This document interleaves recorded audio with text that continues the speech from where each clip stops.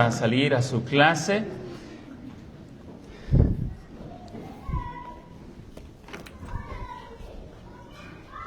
Y vamos a pasar a la predicación en esta tarde. Así que saquen sus Biblias, veo que ya están sacando sus Biblias. Sáquenlas. Gracias.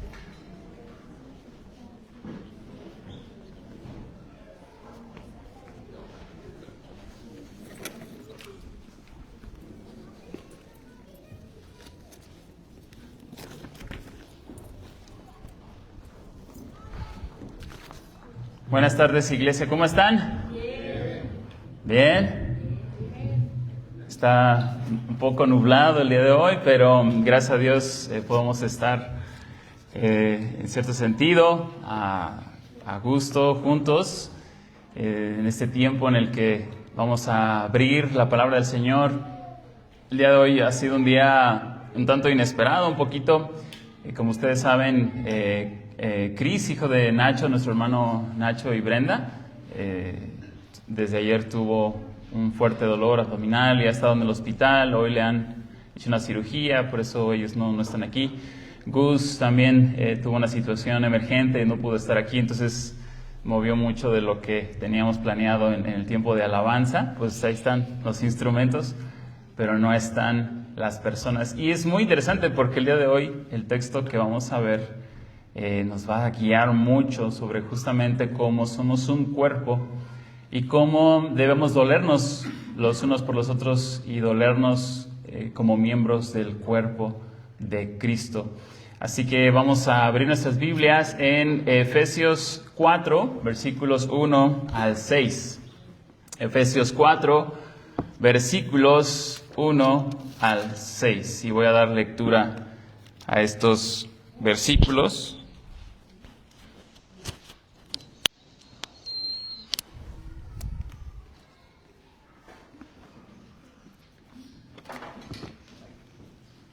Y síganme ahí con su vista. Dice la palabra del Señor: Yo pues, prisionero del Señor, les ruego que ustedes vivan de una manera digna de la vocación con que han sido llamados, que vivan con toda humildad y mansedumbre, con paciencia, soportándose unos a otros en amor, esforzándose por preservar la unidad del Espíritu en el vínculo de la paz. Hay un solo cuerpo y un solo Espíritu, así como también ustedes fueron llamados en una misma esperanza de su vocación. Un solo Señor, una sola fe, un solo bautismo, un solo Dios y Padre de todos, que está sobre todos, por todos y en todos. Oremos. Señor, venimos hoy, tu iglesia se reúne, tú la has reunido hoy alrededor de tu mesa. Y Señor, pedimos que nos ayudes a escuchar tu palabra el día de hoy. Parece algo tan sencillo escuchar, pero ciertamente es más difícil por todas las cosas que traemos, por nuestra dureza de corazón, por nuestra torpeza, porque somos como ovejas, Señor. Pero tu gracia es mayor. Y tú, Señor, vas a hablarnos por tu palabra y ayúdanos a confiar en el poder de ella, que es tan poderosa para levantar de entre los muertos a vivos para gloria tuya, para levantar de entre muertos personas que ahora glorifican tu nombre en las dificultades, tanto en los días buenos como en los días malos. Señor, bendice hoy a tu pueblo y Espíritu Santo, haz la obra en nuestros corazones con poder. Danos la convicción, danos una renovada fe a través de tu palabra, que nos santifique, que nos hable a lo profundo de nosotros. Señor, danos esa disposición, ese terreno fértil, te lo pedimos para gloria tuya y en el nombre precioso de Jesús. Amén. En la película Rescatando al Soldado Ryan, debe decir Ryan, hay un momento sumamente emotivo e inolvidable. Y si tú no has visto la película, pues quizá nada más quiero que capte tu atención al momento en el que la película llega al momento final, donde el capitán Miller es un capitán que fue enviado a esa misión. La misión de guerra era rescatar a un soldado cautivo.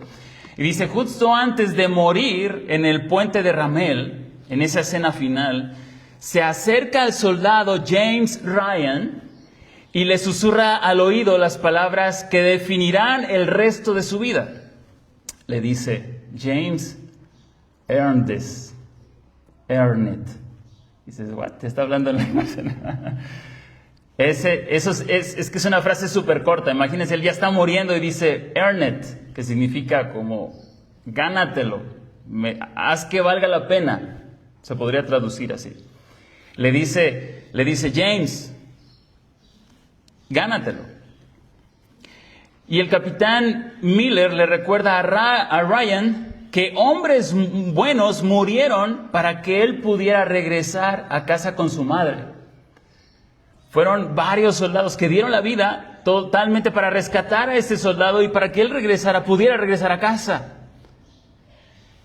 Y la frase no era solo una despedida, sino era una orden y carga moral para que este soldado, el soldado Ryan, viva una vida recta, noble y con propósito, pagando de alguna manera el altísimo costo de su rescate. Este mandato es tan poderoso que conecta justamente con la escena final, que ya de anciano, el soldado Ryan regresa al cementerio frente a la tumba de Miller y le pregunta a su esposa con desesperación, ¿he sido un buen hombre? ¿Sí he vivido una vida que valiera la pena? Buscando la confirmación de que realmente cumplió esa orden. Y esta escena de una película, obviamente no es real, es ficticio. E introduzco justamente este tema porque estamos en la parte de la carta donde Pablo nos va a instar, después de habernos expuesto las verdades profundas del Evangelio, dice, vive dignamente. Ahora vive bajo esos principios, haz que valga la pena. Cristo murió por ti, el costo por tu vida no es poco. Vive correspondiendo a ese sacrificio. Y es lo que Pablo justamente nos dice. Y ustedes leímos el versículo 1 y quizá pasamos de largo, pero ese versículo 1 es como un eslabón que conecta primera parte de la carta a la segunda parte de la carta.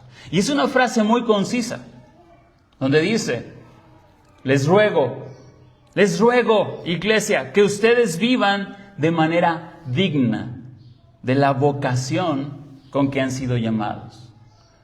Que vivan dignamente de acuerdo a ese llamado de parte de Dios a ustedes. Y todo lo demás que viene, Pablo va a explicarnos cómo es vivir esa vida digna.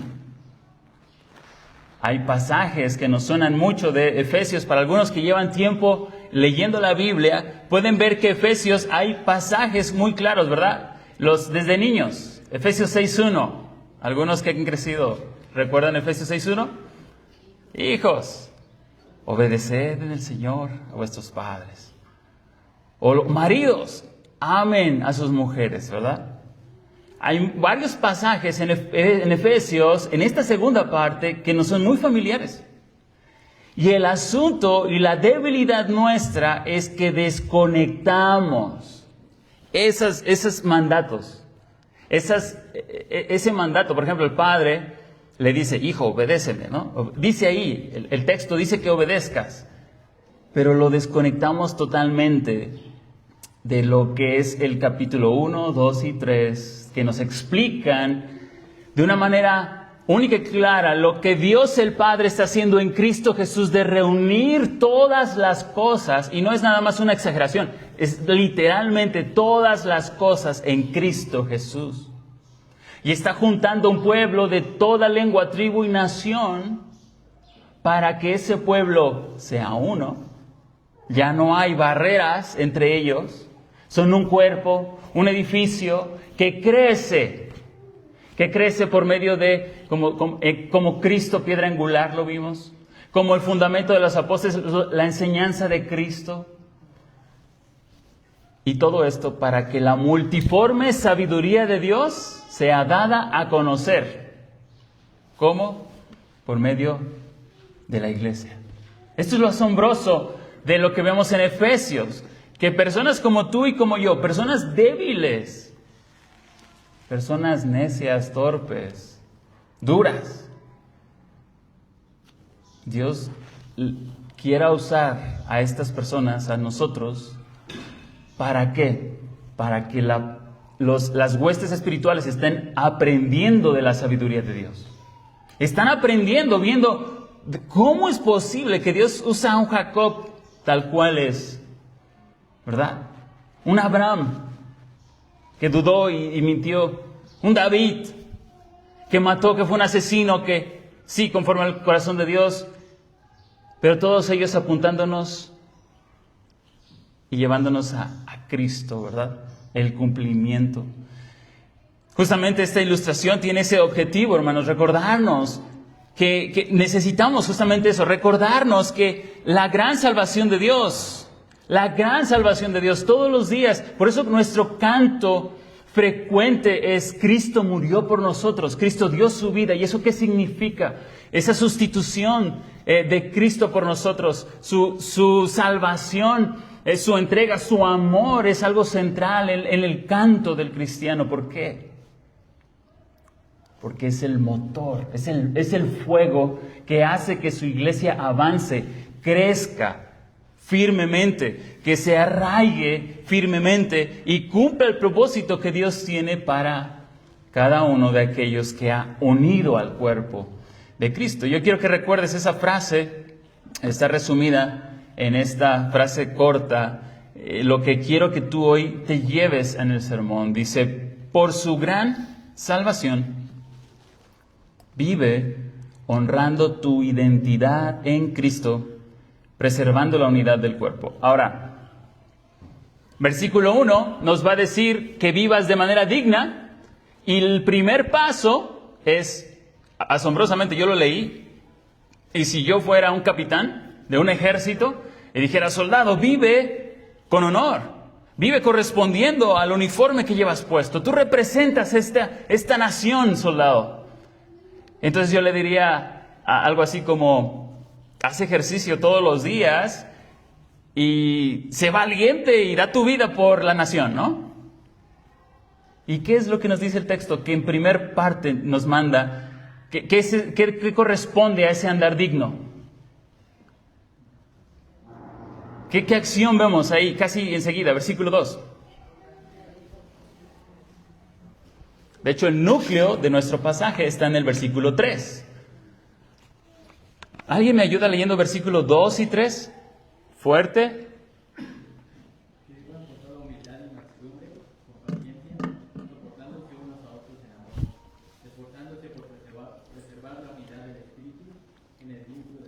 El núcleo de esta porción está ahí, esforzándose en preservar la unidad.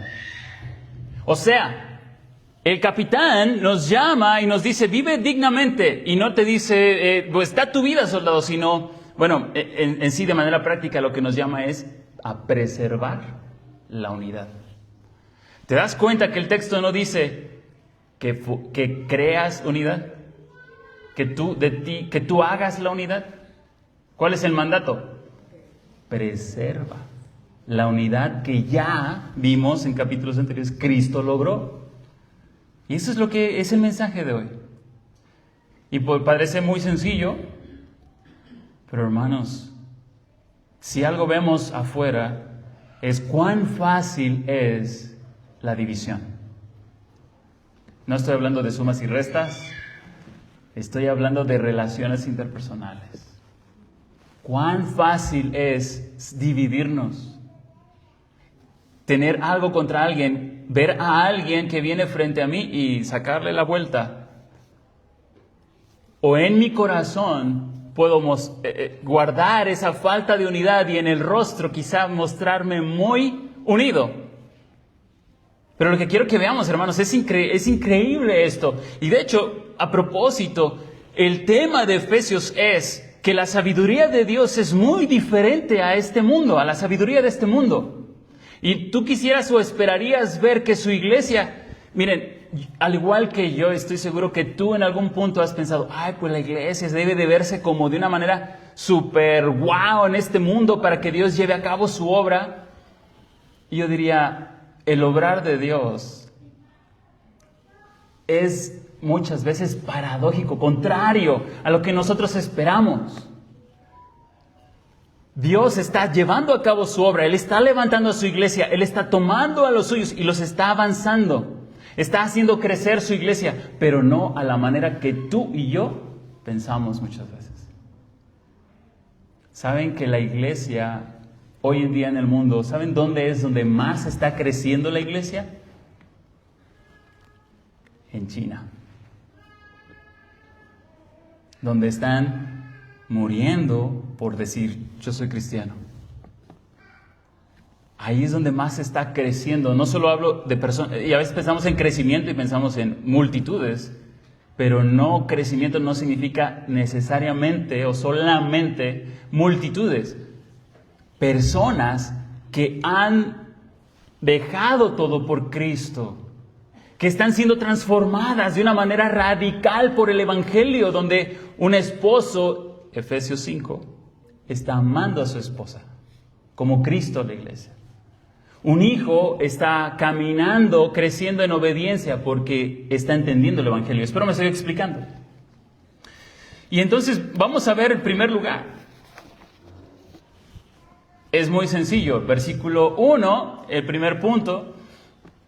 Hay un llamado a vivir dignamente. Y este es el primer versículo, justamente inicia toda esa sección nueva. Como dijimos, es un eslabón. Y es un llamado muy claro. Y hay un ruego de parte del apóstol, ¿verdad? El ruego es, les ruego, hay un ruego de parte de Dios. Y esto es interesante. Esto nada más está denotando justamente la importancia del llamado. A veces pensamos, bueno, yo quisiera que me llamaran a hacer ciertas cosas para el Señor. Pero aquí el ruego, lo imperante, o sea, lo que es importante, ¿qué es? Esfuérzate. Espúdason es la palabra ahí. Y ahorita vamos a ver qué significa esa palabra. Esfuérzate. ¿Por qué? Preservar la unidad. Y nos va a hablar un poquito más desarrollando esto. ¿Cómo crece la iglesia? Justamente capítulos del 4 al 6 nos va a decir esto. O sea, ya Dios ha hecho en Cristo Jesús, ha hecho lo que era necesario para lograr el objetivo de unir a personas tan diferentes en un cuerpo. Ya lo ha hecho, pero ahora la iglesia debe crecer en esa misión. ¿Pero cómo crece la iglesia?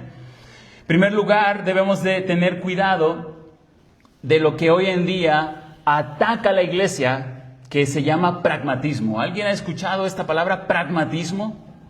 ¿O alguien es la primera vez que escucha esta palabra?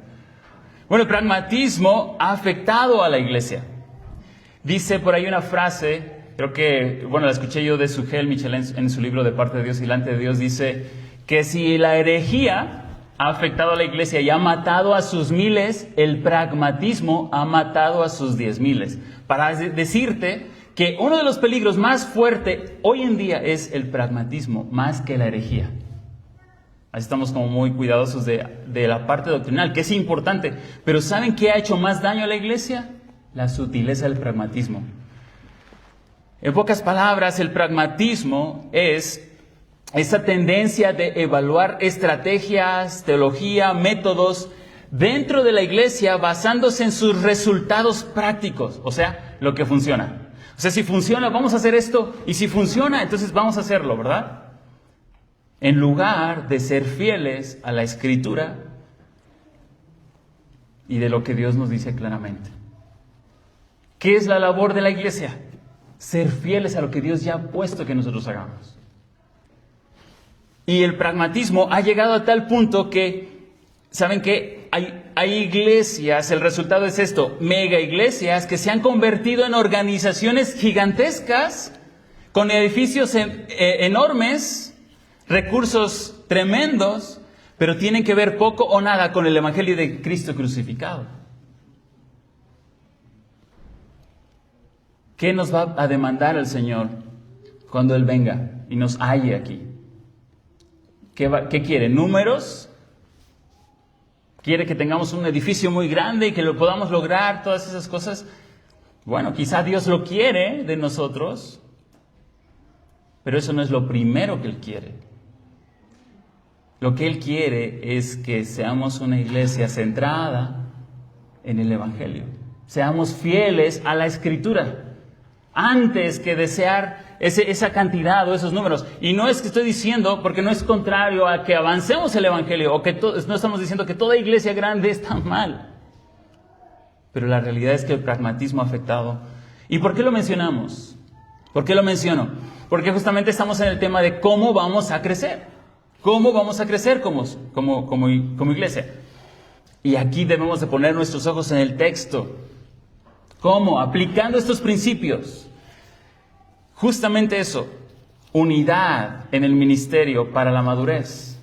El Señor quiere que nosotros, hermanos, primero, el Señor quiere que nosotros podamos poner nuestra mirada en que si algo el Señor, sabemos que sí quiere de nosotros, es que nos esforcemos por preservar la unidad aquí, en el cuerpo.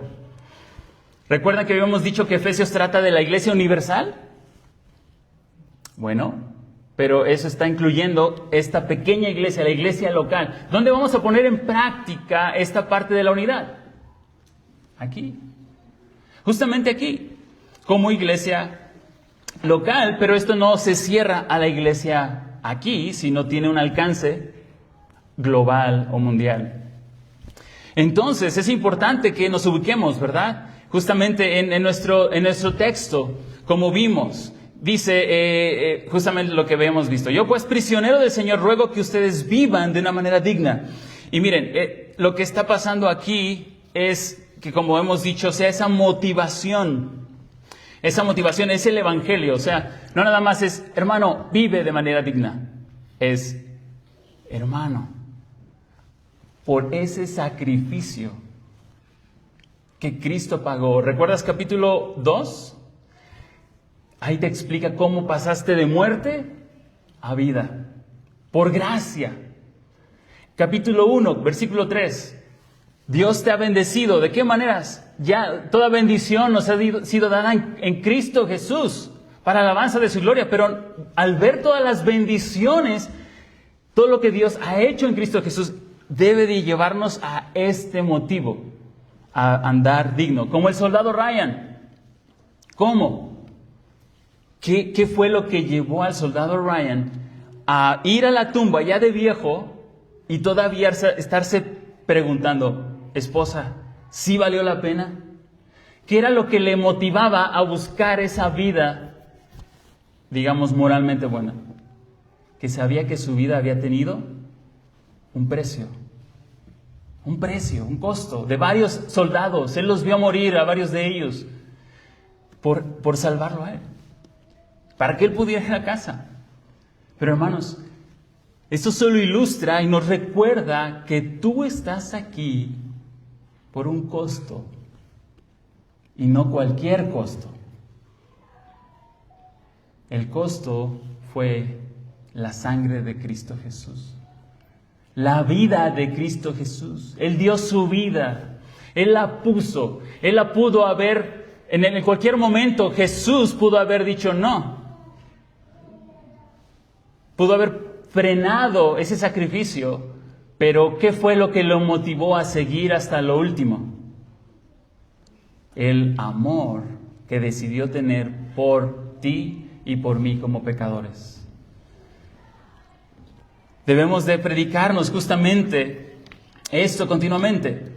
Ahora, si te das cuenta, nos saltamos esa primera parte. Dice el versículo 1 que yo pues, ¿qué? Prisionero del Señor Jesucristo. Pablo desde la cárcel les recuerda esta verdad.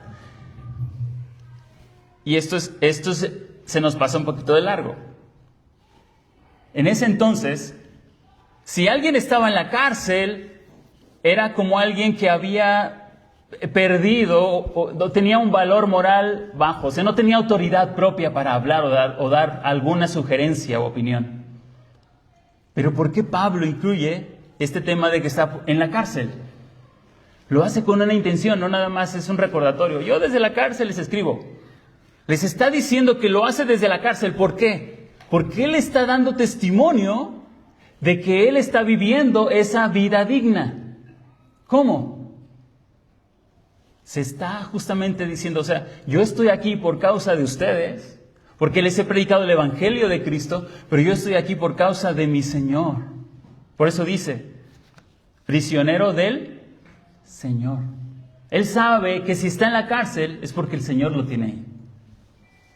Es un hombre que está de alguna manera mostrando ese andar digno, cómo se vive dignamente. Y aquí rompe nuestros ideales, hermanos. Tú podrías decir, desde la cárcel, vive dignamente como yo estoy viviendo dignamente. Estoy diciendo esto. Piénsalo por un momento. Pablo está recordándonos que a veces Dios va a tenernos en situaciones donde no esperamos. No sé, puede ser un cáncer, puede ser una enfermedad, una situación de crisis. Y allí Dios te ha mandado para vivir esa vida digna. O sea, a veces tenemos ciertas expectativas, ¿verdad?, de la vida cristiana. Y sí, su presencia está con nosotros, pero vemos y aprendemos de esta frase del apóstol Pablo, que él reconoce y él está controlado por una realidad eterna, como lo cantamos al inicio, por encima del sol. Hay una vista real. Es justamente eso, él puede ver esto. Y miren, aquí puedo hacer una aplicación para todos, pero especialmente aquellos jovencitos que luego están con una presión de otros jóvenes negando el Evangelio. ¿Te está costando seguir a Cristo? Es decir, quizá tú estás diciendo, no, yo honro a mi Señor. Yo no estoy en una cárcel literal, pero estás delante de personas diciendo, yo creo, mi fe está en Cristo. En días donde decir eso es motivo de rechazo. Es motivo de desprecio. Ay, tú no entiendes, ¿verdad? Eres muy corto de mente. ¿Ven cómo se aplica todo esto? Y hermano, no solamente los jovencitos, todos y cada uno de nosotros, de alguna manera, donde Dios nos ha puesto, en las situaciones que nos ha puesto para anunciar que nosotros vemos más o por encima de esta realidad. Pero punto número 2. Los protectores de la unidad. Versículos 2, y vamos a ir rápido en esos versículos que ya los mencionamos.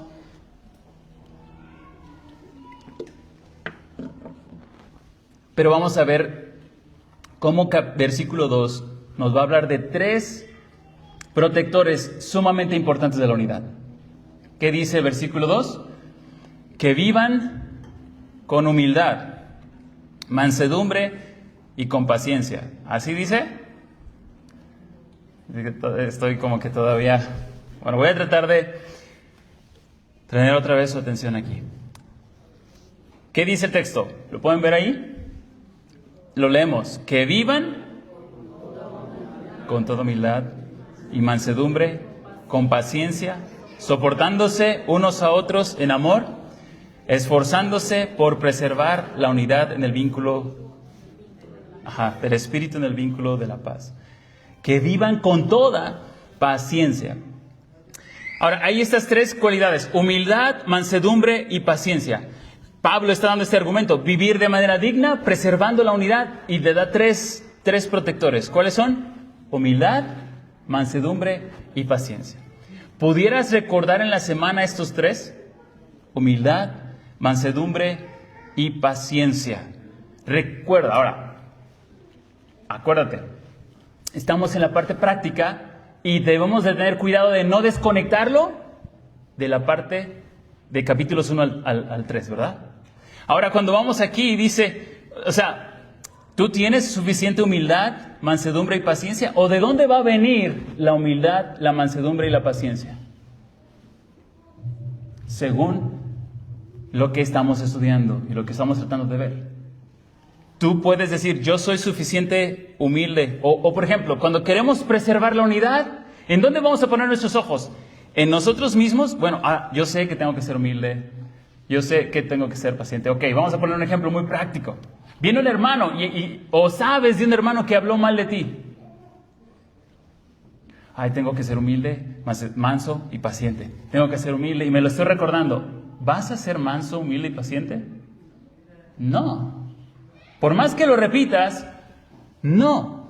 ¿De dónde va a venir esa humildad, mansedumbre y paciencia según el contexto? De Cristo, de tu unión con Cristo, del motivo de que yo no puedo, pero Cristo sí lo puede hacer, porque justamente lo promete, me dice que ya he sido bendecido, que ya me ha dado de su Espíritu. Espero estarme explicando con eso. O sea, no desconectemos capítulos anteriores de lo que estamos viendo ahorita. Humildad. ¿A qué se refiere esta humildad?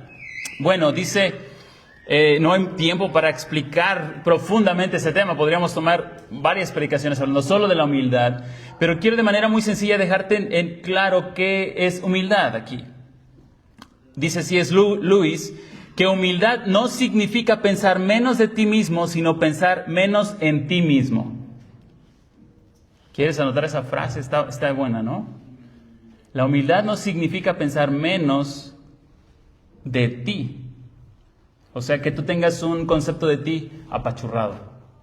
Yo soy un pobrecito, ¿verdad? Yo soy muy humilde porque pienso... No. No pienses menos de ti mismo, sino piensa menos en ti mismo. También, otra frase de Charles Spurgeon dice, hermano, si algún hombre piensa mal de ti, no te enojes con él porque tú eres peor de lo que él piensa que eres. Y aquí el Evangelio produce esta perspectiva. A ver, ¿cómo que si él dijo que yo soy tal cosa, pero yo realmente soy peor que eso? ¿Me estoy contradiciendo? Pues C.S. Lewis dice que no piense menos de mí. ¿El Evangelio qué dice que yo merezco? Para ponerlo en perspectiva. ¿Qué me recuerda el Evangelio de la gracia? Me recuerda que lo que yo merezco, ¿qué es? ¿Dónde debería estar yo ahora si fuera por mí? Lejos de Dios, sin esperanza, ¿verdad? Lo vimos, sin Dios en el mundo, muerto en mis delitos y pecados, rumbo a la condenación. ¿Qué es lo que merezco por mí? Todo eso. Y fuera de eso, es gracia. Entonces, cuando alguien diga algo de ti, como dice Spurgeon, tú recuérdate, él ni sabe quién soy realmente. Si él viera mis pensamientos en lo íntimo, en lo privado, se iría para atrás. Y entonces empieza a haber humildad. La humildad va a preservar la unidad. Entonces, cuando no hay humildad, viene una situación y entonces, ¿qué empieza a suceder? Empieza a fracturarse la unidad. Porque no hay un concepto propio de nosotros mismos. ¿Ven cómo el Evangelio tiene un efecto poderoso en esto? Cuando alguien hable mal de ti, ¿qué vas a hacer? Yo estoy seguro que voy a hacer yo.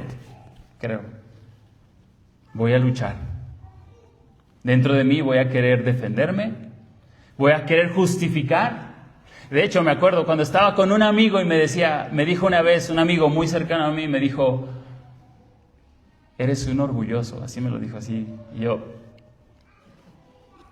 ese es orgullo disfrazado de piedad. Y yo así de... Y empecé a defenderme, a justificarme. No, es que la verdad es que yo... Y empiezo a justificarme. No vamos tan lejos. Esposo.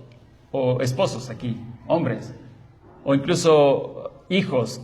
Si alguna vez tu papá te ha dicho alguna observación con mucho tacto, hijo, no sé, te he visto que has estado llegando tarde, por favor, o la esposa al esposo, oye, yo creo que deberíamos de tener tiempo, el tiempo de familia en la palabra. y tú deberías tomar la iniciativa.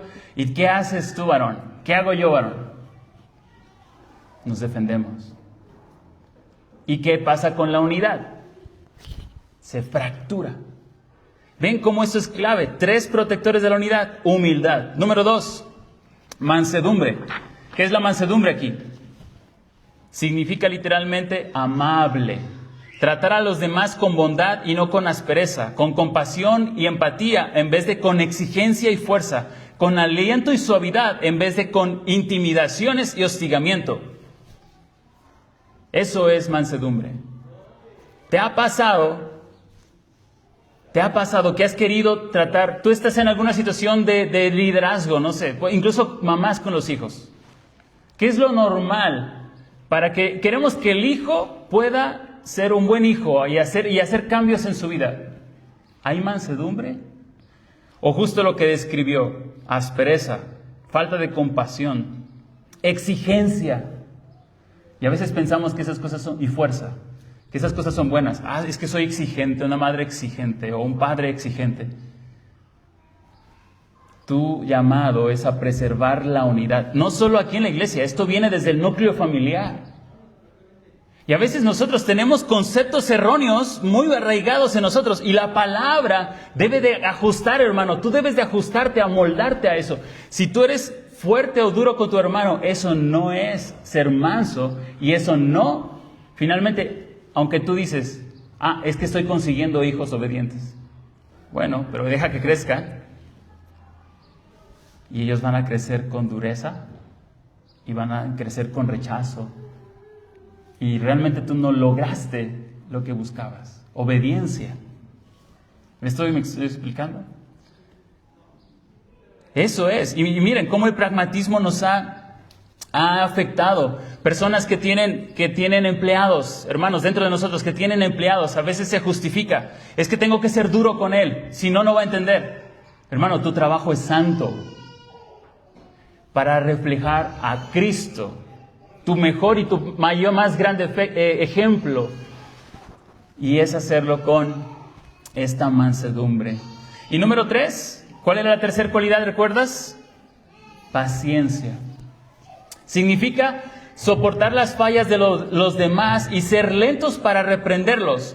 Porque reconocemos que el crecimiento toma tiempo y cada uno en el cuerpo somos una obra en proceso. Eso significa en este contexto. Paciencia. Soportar las fallas de los demás. En esta semana estaba hablando con alguien. Estábamos justamente platicando, mi esposa y yo, con alguien más, y decíamos, si queremos que nuestros hijos lleguen a este nivel de obediencia, debemos recordarnos que son procesos lentos que llevan tiempo y debemos ser constantes y pacientes. Pero ¿saben qué pasa en mi corazón como papá? Yo quiero poderle decir a Isaac, hijo, come, no te levantes hasta que hayas acabado tu comida el día lunes. Y por lo menos para el miércoles, él ya coma sin bajarse de su asiento. ¿Cuánto tiempo llevamos, mi esposa y yo, diciéndole, Isaac, no te levantes hasta que acabes tu comida? ¿Y saben cuánto tiempo lleva él sin obedecer? Ahí se los dejo de tarea y que le pregunten a mi esposa. Pero lo hemos repetido 1, 2, 3 y quizá va a tardarnos mucho tiempo, pero lo que estoy tratando de poner en relevancia, hermanos, paciencia, es un preservador de unidad. Aquí mismo, hermanos, ya esperamos ver que, podríamos tener esto y aquello, pudiéramos tener demás. Hermanos, necesitamos edificarnos creciendo en paciencia. Y saben, Dios puede darnos todo eso, pero Él quiere y Él sabe que lo que más necesitamos, ¿qué es? Estas 3. ¿Y saben dónde se forja muchas veces esa paciencia? En esos contextos donde no es fácil. ¿Recuerdan la vez pasada estábamos diciendo, Dios es obstinado y está empeñado en qué? En formar nuestro carácter, en formar a Cristo en nosotros, la vida de Cristo en nosotros. Más que nuestra salud, nuestra comodidad. Claro, Él quiere que tengamos salud. ¿Sabes? No lo dudes. Cristo pagó con su sangre para llevarte a un lugar donde nunca más tendrás ningún achaquito, ni dolor, ningún problema. Ten por seguro que Él quiere tu salud, pero en lo que más se interesa es que tu carácter, que Cristo sea formado en ti. Y estas tres nos recuerdan a Cristo, ¿no? El hombre perfecto, manso, paciente. Él vino a esta tierra, tomó forma de hombre para mostrarnos, justamente dice Mateo, ¿verdad? Yo soy manso y humilde de corazón. Venid a mí y encontraréis descanso. Descanso. Saben, nuestra cultura nos empuja a ser obstinados, agresivos, ambiciosos en nuestro beneficio y para los nuestros. Eso es lo que hoy abunda. ¿Lo escuchaste? Tienes un empuje para que tú seas un obstinado. Eso no es lo mismo que paciente. Agresivo y ambicioso. ¿A costa de qué? De otros.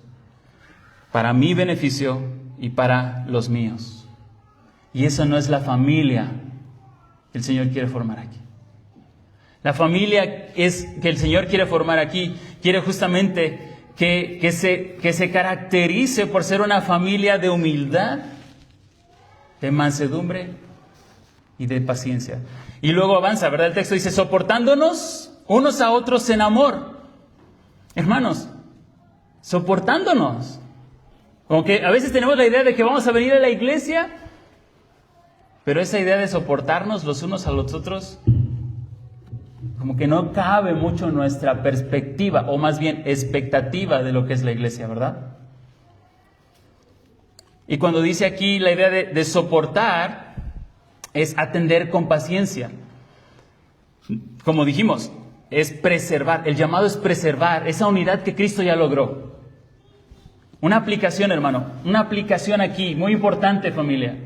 Si alguien, el día de mañana, o alguien incluso ya lo hizo, te ha lastimado, no sé de qué manera, no te saludó, no dijo algo de ti, no sé. Si alguien te ha lastimado, recuerda esta frase. Si Cristo con su sangre, al precio de su sangre, derribó esa barrera, ¿por qué yo voy a despreciar ese sacrificio y levantar esa barrera? Corre a Cristo y pídele humildad, mansedumbre, paciencia. Él te la va a dar. Dice la palabra de Dios que si pedimos alguna cosa conforme a su voluntad, Él nos oye. Él nos la da, Él nos ha prometido. Y de hecho lo hemos visto en Efesios. El poder que operó en Cristo Jesús resucitando de los muertos, no lo tenemos que pedir de más. O pedirle ese poder. Ya es nuestro. El problema es que no echamos mano de eso que ya es nuestro. Que ya en Cristo Jesús es nuestro. Cuando dice la palabra esfuérzate, como decía es la palabra spúdason. Spúdason. Jóvenes, si te pregunta tu papi mañana, ¿de qué recuerdas del sermón? Acuérdate de esta palabra. A mí se me quedó grabada hace muchos, ya más de como 15 o más años. Spúdason, en el griego. Y saben que esta palabra spúdason se usaba en el estadio. No de Rayados, ni de Tigres, ni de Gallos. Los atletas competían en el estadio y cuando corrían sus carreras, cuando el atleta ya iba a llegar a la meta, ¿sabe qué hacía toda la audiencia, todos los que estaban ahí? Besaban, spúdason, spúdason, juntos, spúdason, spúdason. Le decían al atleta, esfuérzate, esfuérzate, esfuérzate, da tu último. O sea, esta palabra, spúdason, conlleva un esfuerzo no pequeño. No es como, ay, pues me voy a esforzar. ¿Cómo correrías esa última milla? Voy a esforzarme por la unidad, ¿verdad? Así como, de hecho han visto carreras donde uno ya está así como celebrando y llega el otro por atrás y ¡pum! ¿Verdad? Por un momento. O sea, imagínate, tanto correr y tanto haberse sacrificado y en un momento, ¡pum! Se empezó a reír de todos. ¡Ah, yo soy el! ¡Pum! Le ganaron. Spúdason. Recuerda esta palabra, hermano, esfuérzate. ¿Cómo es ese esfuerzo que denota la Escritura? Yo creo que ese es el problema muchas veces. ¿Por qué no estamos creciendo? porque el esfuerzo que damos para crecer es muy poco. Nos conformamos con, ya leí el devocional en el WhatsApp de la iglesia. Y es muy bueno que lo leamos y lo aprendamos. Pero ese no es el todo. Nos conformamos con, ya vi la predicación de pastor tal y tal y tal, y ya con eso ya estoy. O nos conformamos, ¿verdad? O sea, nuestro esfuerzo, no estamos realmente teniendo ese esfuerzo. Ahora, el esfuerzo aquí que denota es ¿para qué? Para preservar la unidad. Preservar la unidad. Y esto es lo asombroso, hermanos. Algo tan sencillo, algo tan básico, pero es algo que no podemos hacer, no podremos hacer aquí. Y el Señor es tan paciente para traernos crisis. Fer lo escribía en esta mañana. Dios tiene un propósito en las crisis, lo sabemos. ¿Y de qué podemos estar seguros que Él está haciendo en las crisis? Formando el carácter de Cristo. ¿Hay la suficiente paciencia en tu vida para tratar a tu esposa, a tus hijos? Yo veo mi vida, no.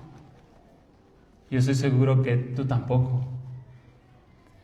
Porque el poder de Cristo opera en nuestra debilidad. Es allí cuando nos vemos débiles, corremos a Cristo y su poder reposa en nosotros para hacer lo que Él puede hacer en nosotros y no nosotros. Nosotros no tenemos que llevarnos gloria, y como Pablo y como otros más diríamos, hemos corrido gracias al Señor que nos ha preservado hasta el final. Es Él quien merece esa gloria. Y por último, las columnas. Este es un versículo que recordar y que memorizar. Si tú puedes memorizar esta semana, y un buen ejercicio para que si tú estás batallando con la unidad, aprendas este versículo, lo escribas. O si quieres, para los que batallan en memorizar, cada mañana léelo. Léelo, estos 4, 5 y 6. Un solo cuerpo, un solo espíritu, así como también fueron llamados en una misma esperanza de su vocación, un solo Señor, una sola fe, un solo bautismo, un solo Dios y Padre de todos, que está en todos, por todos y en todos. Y si quieres nada más, el versículo 6, con eso tienes. Un solo Dios. ¿Sabes? El Dios de tu hermano por con quien te estás peleando es el mismo Dios que tú. Eso es lo que te recuerda este versículo. Y a veces parece que, no, es que ese es su Dios y este es el mío. No. Hermano, imagínate que estás con el ladrón que va a estar en el cielo un día y que lo vamos a ver cuando estaba Cristo crucificado con ese ladrón. No, pues es que era un ladrón y... Hermanos, hemos sido salvos por gracia. Y el hermano que está ahí enfrente de mí, al que me cuesta ver, tiene el mismo Dios que yo tengo. Porque obviamente hay un contexto, ¿no? Muchos dicen creer en Cristo, pero sabemos que el Evangelio de la Gracia sí hay un cerco en esto. Está diciendo que sola fe, no hay nada que añadir, y no tengo tiempo para abundar en esto, pero lo que quiero aclarar es eso, es un solo Dios. Y no solo dice un solo Dios y Padre. Por eso nos llamamos hermanos. Por eso nos llamamos hermanos, para recordarnos esto. El Padre de mi hermano es mi Padre. Es también mi Padre. Padres que estamos aquí presentes, ¿han visto pelear a sus hijos? Casi no, ¿verdad? Quizá es el pan de cada día. Pero ¿qué pasa en nuestros corazones, padres, cuando vemos pelear a nuestros hijos? No nos gusta para nada verlos pelear, ver cómo se ofenden, cómo se enojan entre ellos, cómo se comen entre ellos. Este versículo te recuerda eso. Hermanos, es un llamado a la unidad. Un solo. ¿Qué frase se repite en este texto? Un solo. Y 7 cosas. Habla de 7 cosas. Un cuerpo, espíritu, una sola esperanza, un solo Señor. ¿Quién es? Jesucristo. Bautismo, fe y Dios y Padre. ¿Y sabes quiénes están aquí activos? La Trinidad. Y esto es muy precioso. ¿Por qué Dios nos ha llamado a comunidad? Dios no te ha llamado a vivir la vida aisladamente para vivirla ya como el llanero solititito o solitario. para vivirse en comunidad, porque Dios es comunidad, es un solo Dios en 3 personas. Y aquí vemos las 3 personas de la Trinidad operando nuestra salvación. ¿Para qué? Para eso, formar un solo cuerpo. Y cerramos con Juan 17. Pero no ruego solo por estos, sino también por los que han de creer por mí. ¿Quiénes son? Tú y yo. Juan 17, 21. Para que todos sean uno, como tú, oh Padre, estás en mí y yo en ti, que también ellos estén en nosotros, para que el mundo, para que el mundo crea que tú me enviaste. ¿Cómo las personas allá afuera van a poder creer en Jesucristo, que Él fue el enviado? ¿Cómo? Cuando tú y yo seamos uno. Uno, ¿cómo? Como Cristo y el Padre son uno. ¿Ven la trascendencia de la falta de unidad? Estamos poniendo el nombre de Cristo no en alto, hermano. Cuando nos dividimos, cuando nos peleamos, cuando reñimos entre nosotros, cuando no perdonamos, cuando no podemos ver al hermano. Hermano, el llamado para el día de hoy es eso. Preservemos la unidad. ¿Cómo? Con un gran esfuerzo. Tú no lo puedes producir y el mandato no es producir unidad, es preservarla. Esa unidad que costó la sangre de Cordero. Esa unidad que te ha tenido un gran costo, yo soy llamado a preservarla, amando a mi hermano, a mi hermana. Hermanos, el verdadero crecimiento de la iglesia no se mide con encuestas ni edificios llenos, sino con vidas transformadas con la verdad. Tu vida, mi vida sea transformada con la verdad. ¿Qué es lo que necesitamos? ¿Qué es lo que necesitan esos jóvenes que vienen a las 11? La palabra de verdad. ¿Qué necesitamos en nuestras familias? La palabra de verdad. Recordemos, hermanos, como dijimos, tenemos una nueva identidad, como el soldado Ryan. Hasta el último de sus días, él le pesaron las palabras de vive digno de este llamado. Ryan, earn it. Haz que valga la pena. Ese sacrificio de Cristo, hónralo. ¿Cómo? Y no le dice al soldado, bueno, a nosotros nos dice, no es vive moralmente bien como al soldado Ryan. Nos dice, preserva la unidad. Y va después a desarrollar cómo, con estas 3 cualidades como vimos. Que el Señor nos haga recordar y selle estas palabras en cada uno, empezando con un servidor, hermanos,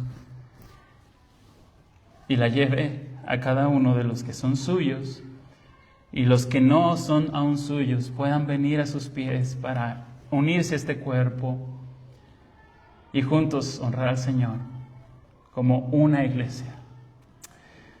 Señor, gracias por tu palabra y gracias por este pasaje. Hay tanto que quisiéramos decir, reflexionar. Hay tanta riqueza en tu palabra, Señor. Pero ayúdanos a recordar de manera sencilla el costo de la sangre de tu Hijo.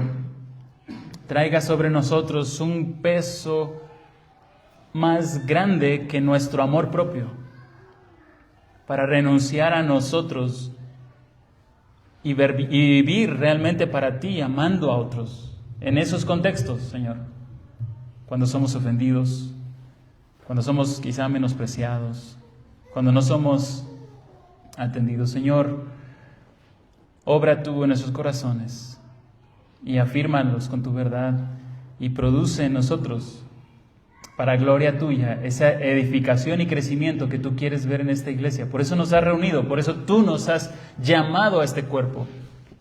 Oh Señor, ayúdanos a poner nuestros ojos en ti y te lo pedimos, te lo rogamos en el precioso nombre de Jesús. Amén. Vamos a pasar a la ofrenda para estar casi terminando con nuestro servicio.